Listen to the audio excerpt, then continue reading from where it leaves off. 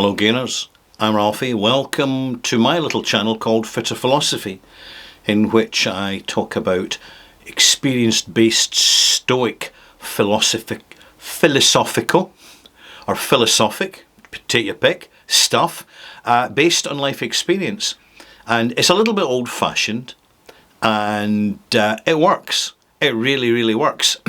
In fact, quite a lot of old-fashioned stuff is highly relevant and quite timeless, and it's something we really need to reconnect with in the modern world, which is so full of the intense, loud, white noise of distraction and illusion, manufactured illusion of reality.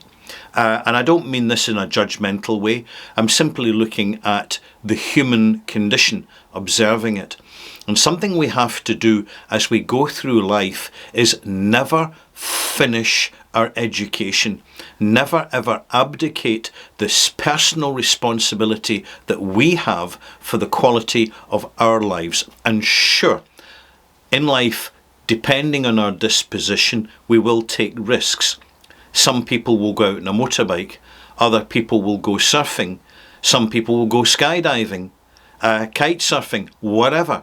These involve a certain amount of risk. The risk is mitigated through knowing your ability, knowing where the boundaries are, and actually just keeping a lid on over-enthusiasm and extending beyond the range of our abilities. But it's not just about extreme sports, it's also about communicating with other people.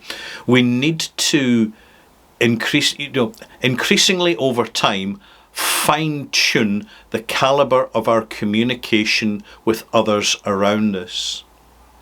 This is who we interact with, how we interact, to what extent we interact, and the quality of the interactive relationship from both or more involved parties. It's the quality of communication, because part of life is to experience life, to benefit from that experience, to know ourselves better, to make our strengths stronger, and to undermine our weaknesses and make them weaker. Because as time goes on, we do get physically more weak, and we also can get mentally a little bit softer and certainly slower.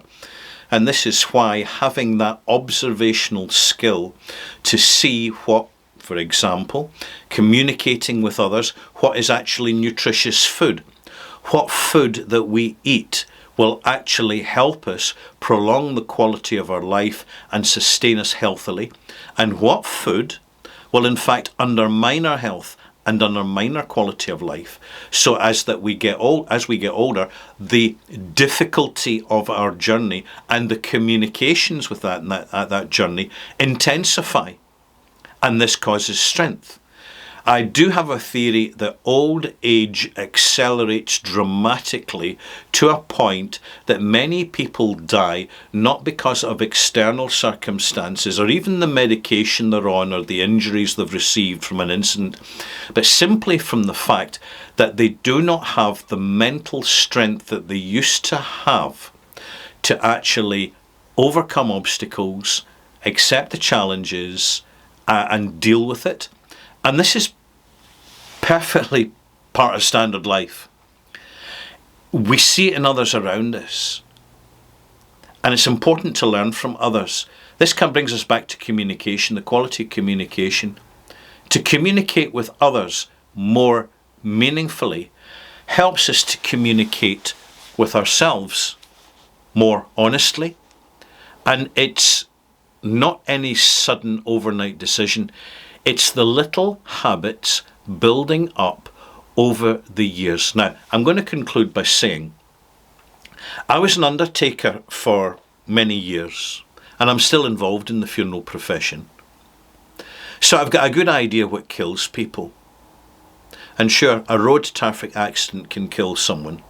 A drug overdose can kill someone. But also what can kill people is ignorance. Ignorance and abdicating responsibility for our own personal lives, and importantly, the quality of that life.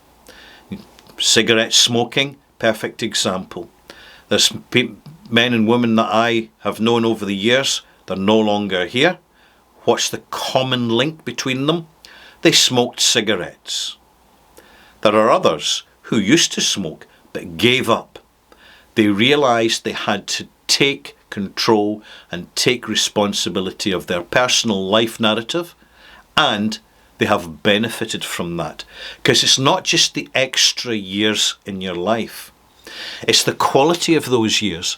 Because as we get older, we know more about the world, we know more about others, we know more about ourselves, we know our strengths, we know our weaknesses, and we're slowing down slightly because, and this is one reason why older people are slower, is because they're simply taking more in of the day-to-day miracles of life.